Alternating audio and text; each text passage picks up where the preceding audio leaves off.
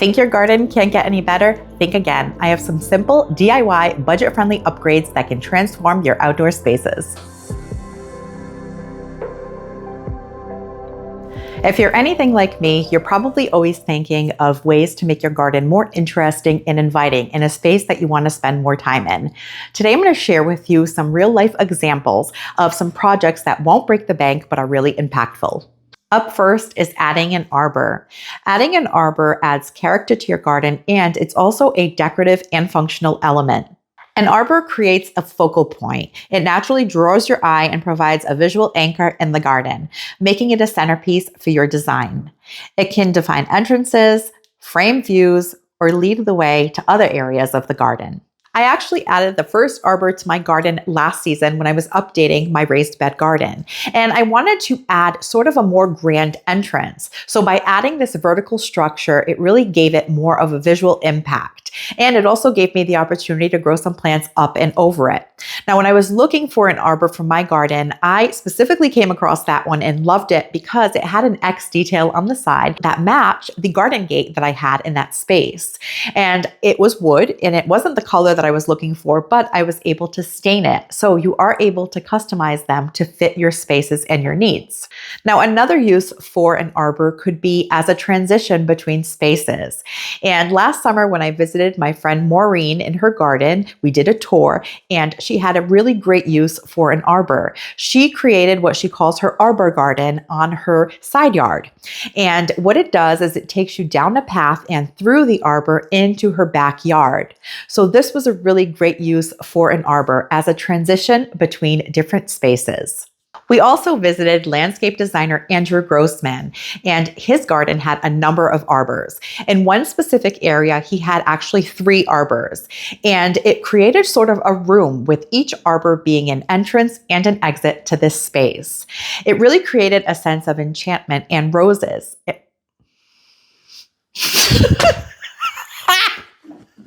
Romance, I meant to say it, roses, because roses growing. What I meant to say was that these arbors in Andrew's garden had a real sense of romance. He had beautiful climbing roses growing over them as well as clematis. And that is actually a really great tip. When you do have an arbor, if you're planning on planting flowers or climbing vines up and over them, to have a combination of more than one so that if one thing is not in bloom, something else is. So in this example, Andrew used climbing roses, which only bloom for a short period, but then he also had some clematis that would come in and take over the bloom show. So these arbors framed that cottage garden of his beautifully, but that's not all. As we walked through the rest of his garden, we actually encountered a few more use of arbors. One of them was framing a view to what he calls his hot garden. And in this garden space, he had a really large, beautiful metal arbor that led you through to this garden that had the most vibrant colored flowers. It was a real stunning space. And as we rounded out the tour, we came down a path of his rose garden that ended in a really gorgeous wooden arbor covered in a soft pink climbing rose. And another garden that I visited that had some examples of arbors was my friend Catherine's garden.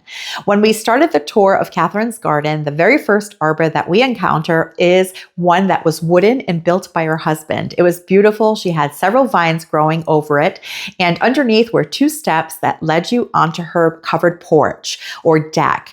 And that is another great use for an arbor, is leading you into a seating area.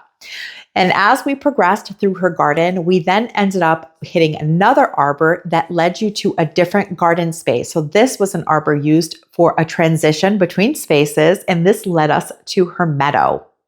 And as we came around and did the rest of the tour, we ended up in her flower garden. And here she had a Gothic arch type arbor made out of metal that looked like a beautiful focal point amidst all of these beautiful blooming flowers. So if you're looking to add an arbor to your garden, you can purchase one. There are some that are pretty affordable that can be found on sites like Amazon. I've actually even seen local craftsmen that make them out of wood, selling them on places like Facebook Marketplace. And in addition to that, on Facebook Marketplace, you can sometimes also find arbors that were used one time for something like a backyard wedding that are now being sold at a deep discount.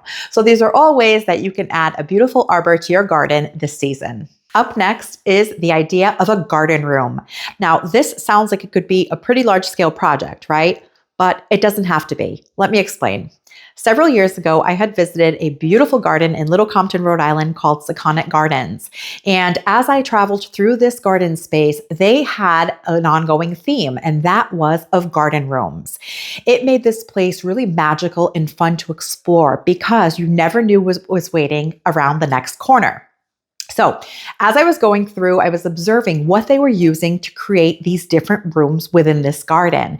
And it was primarily a use of living walls. Things like tall evergreens, like Arbor that had been shaped into hedges, tall growing boxwoods. And at one point, they even had a wall of stacked logs with an arbor that made an entrance point. So, there was a lot of inspiration to be grazed from this space. Now, the idea of creating a garden room can sound pretty overwhelming because when you're working with an open space, you'll have to think about where to place your four walls. But what if you already have an area that you can use as a starting point? I actually did this in my own garden. Over by my shed, we had a small patio, and I thought that I could turn that into a cozy outdoor room. We currently have a hedge of little lime hydrangeas that have grown quite large in the last 5 years and have now created a living wall. So with the side of the shed and the hydrangeas as two of the four walls, I knew that I had a great place to start. Now, when you're thinking about an outside garden room, what you're thinking of is building it in a similar fashion to how you would build a room inside your house. Now, granted, inside the house, you already have the walls. So outside, you'd have to build those walls.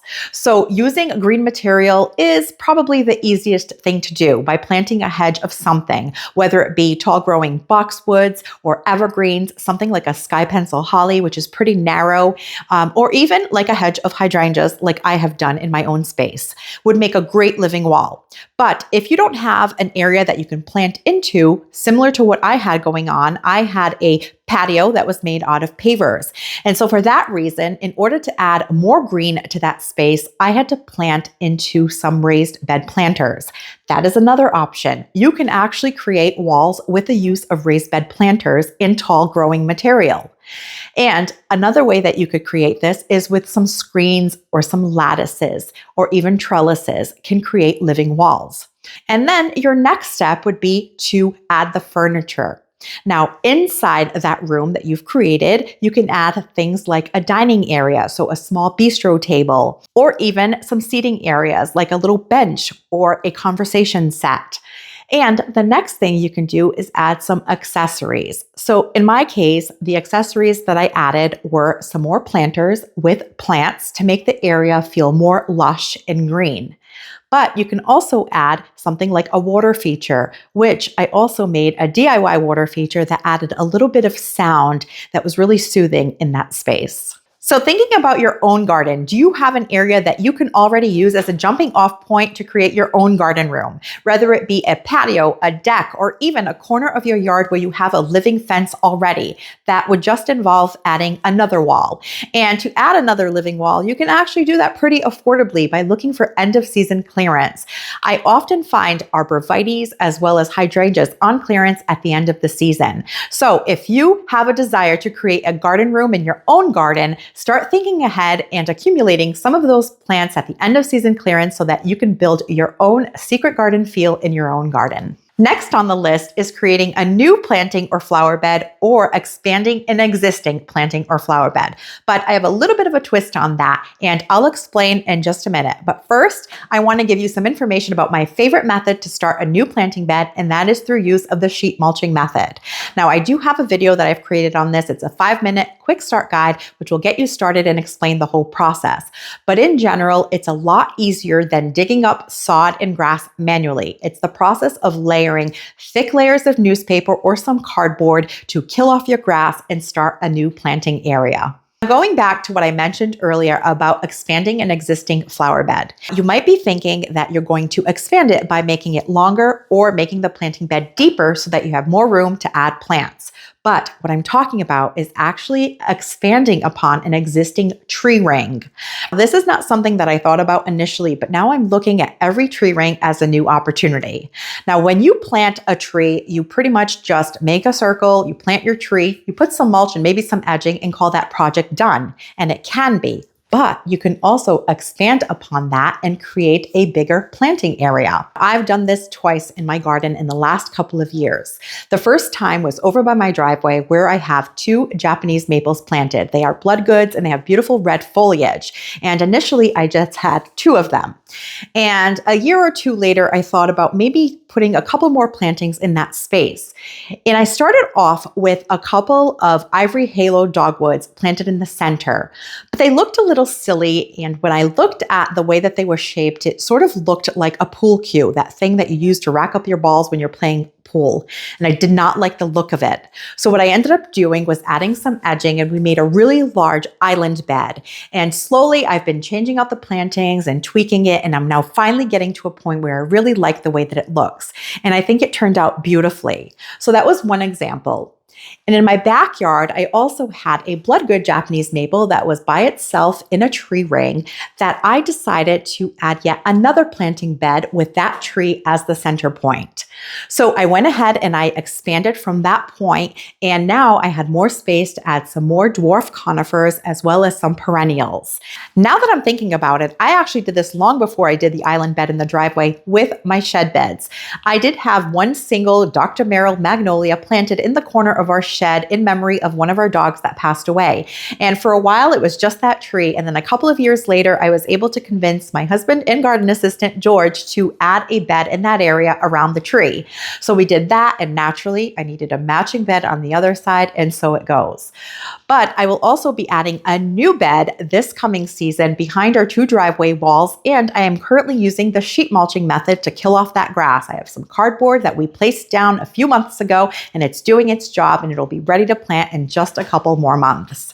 So if you are thinking of maybe adding a new bed or expanding an existing bed in your garden, or even adding onto a tree ring, the best way that I have found to get this started and to play with some curves is through using a garden hose. They're really flexible and they have a good amount of length, so it gives you the option to play with different sizes as well as different shapes and curves. And if you decide to abandon that project, just put away your hose. No harm, no foul. And if you do decide to move forward with creating a new flower bed or expanding on an existing flower bed, remember that you can divide perennials from your own garden to save money on additional plants, or even asking friends for divisions of their plants. So tell me, after watching this video, are you inspired to add an arbor, create a garden room, or a new planting bed in your garden? I really value your time and try to produce quality content that is going to bring value to you as my viewer. So if you do enjoy the content that I produce, I would love it if you could subscribe to my channel. It's free to do so, and it will just allow YouTube to tell you the next time that I post a video. As always, thank you so much for spending your time with me, and I will catch you in the next one.